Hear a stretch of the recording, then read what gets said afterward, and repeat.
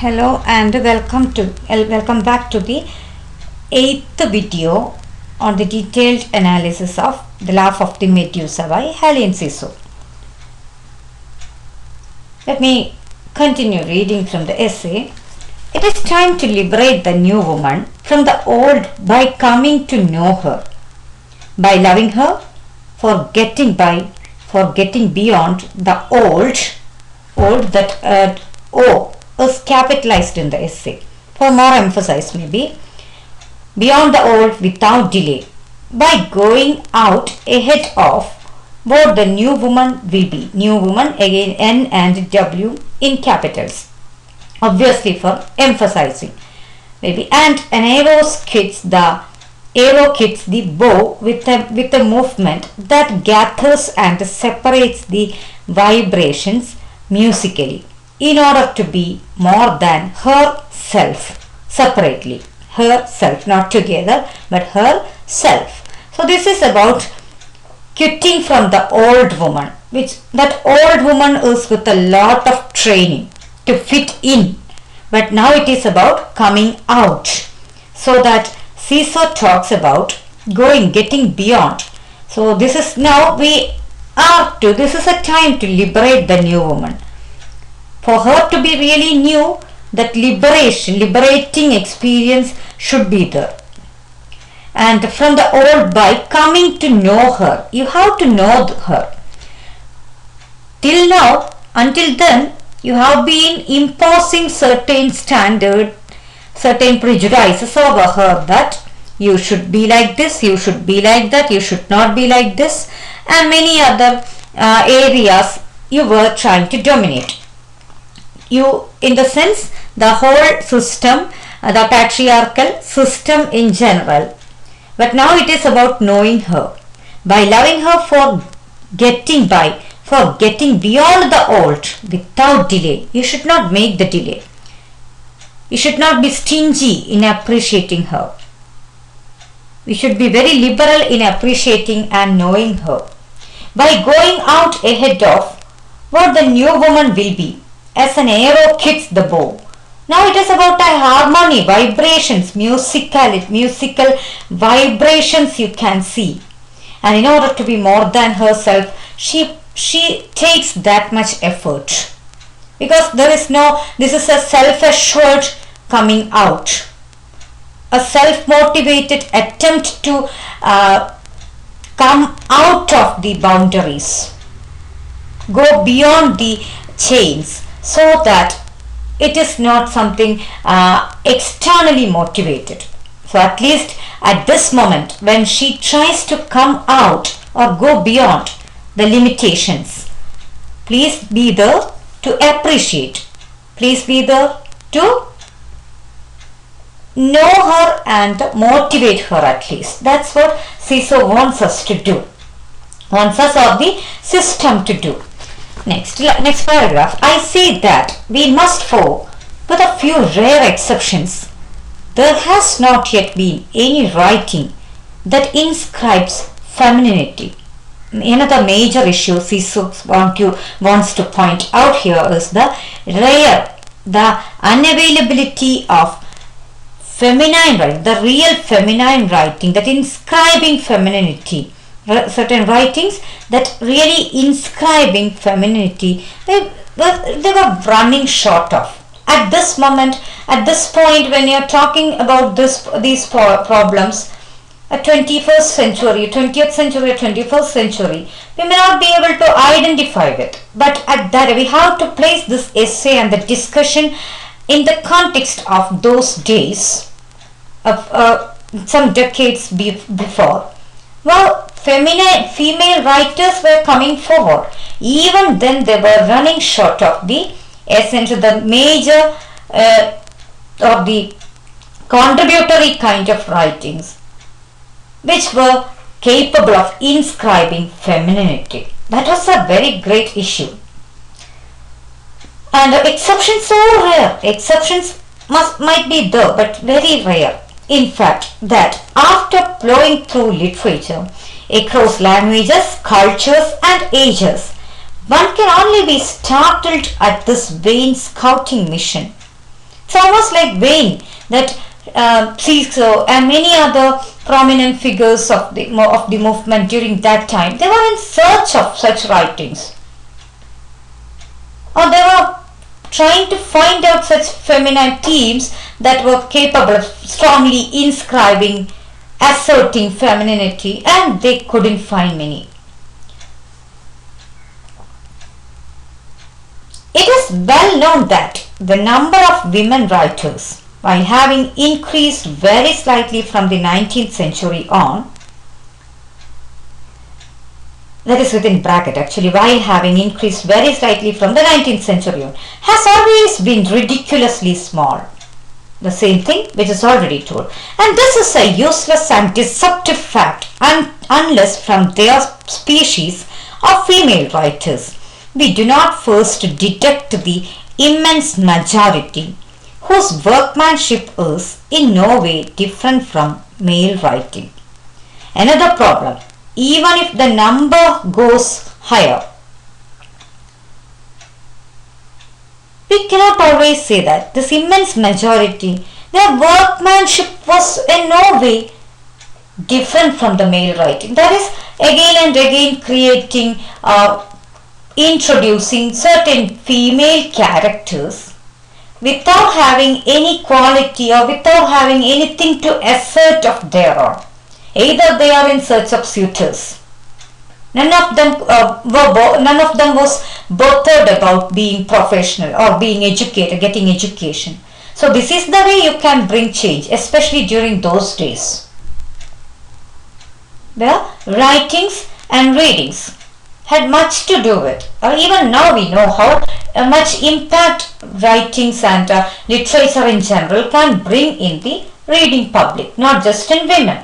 So that was actually the literature, the literary field was running short of, and which either obscures women or reproduces the classic representation. Very problematic.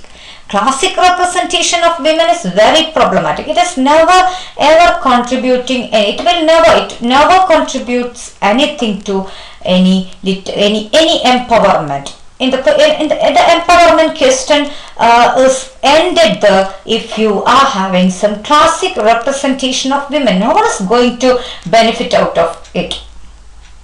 That is, if you are trying for if you are talking about empowerment of women, you're not going to be benefited out of the same.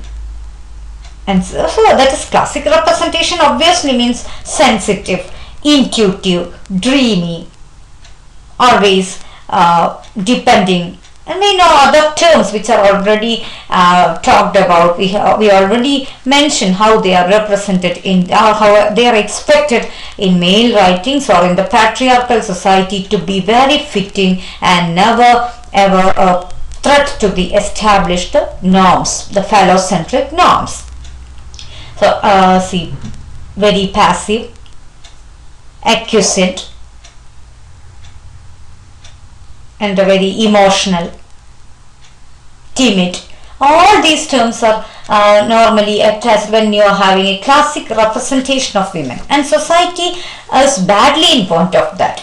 And if women writers, even if they are coming to the literary creative circle, they are even still they go on creating such characters again and again.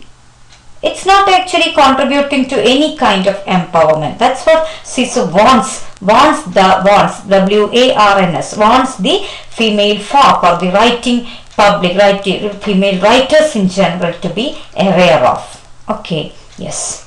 Next paragraph, let me insert here a parenthetical remark. I mean, when I speak of male writing, I maintain unequivocally that there is such a thing as marked writing. Marked actually in a very different font Caesar has given here. That is until now far more extensively and repressively than is ever suspected or admitted. Writing has been run by a libidinal and cultural, hence political, typically masculine, economy. That this is a locus where the repression of women has been perpetuated over and over, more or less consciously.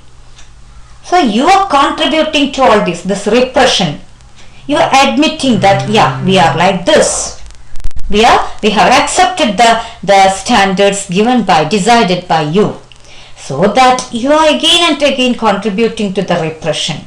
So that it becomes a marked writing. You may be having more publishers coming to take your writings to distribute that, because you are not a threat to the established norms.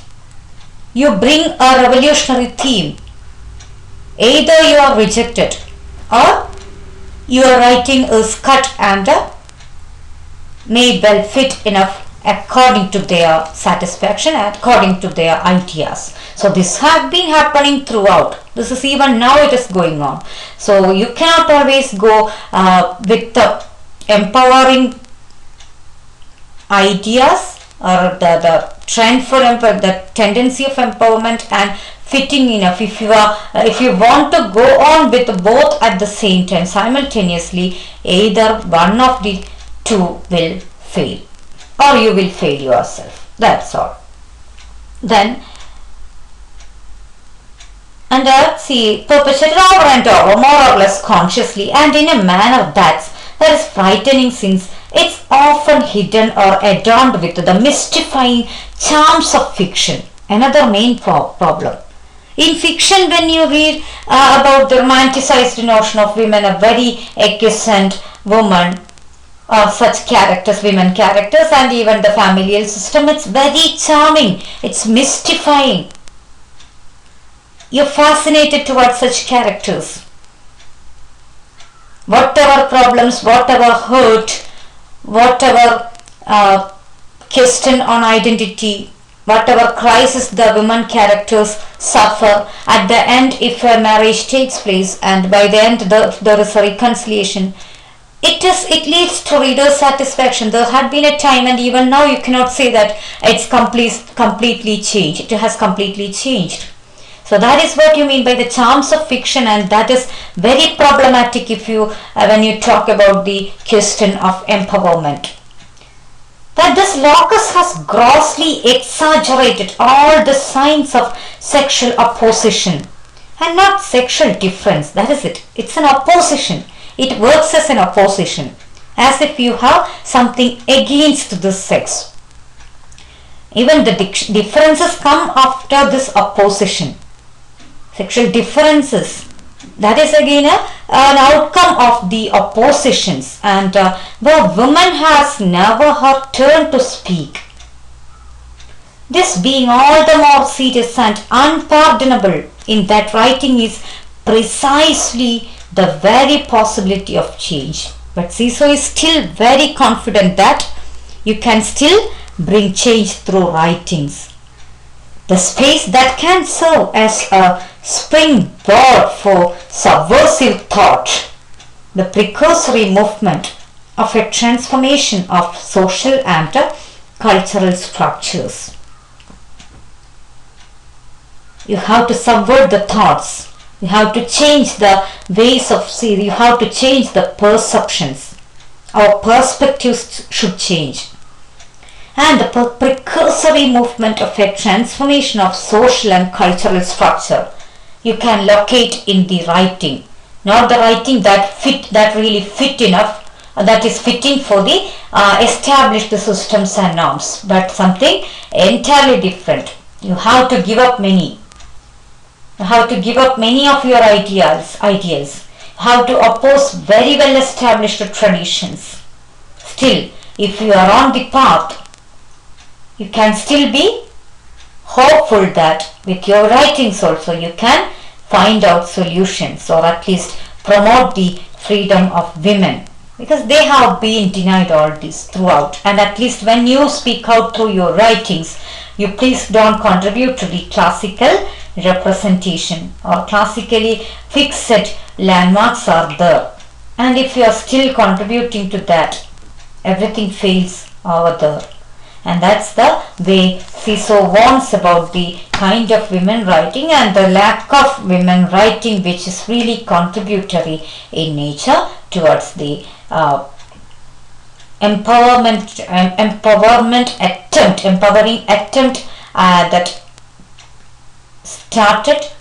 that started or in one way or other that has been going on throughout that time, but at times it was somewhere failing because of the lack of some base or lack of certain understanding or certain changes which were somewhere stagnant, almost fixed, almost changed like stagnant. But Caesar wanted everyone to be aware of these points and to find out differences, the solutions, as well as much as possible through her essay that really promotes what you say writing on the part of women, the open writings. Okay, so that's all with that part. Thank you so much for listening.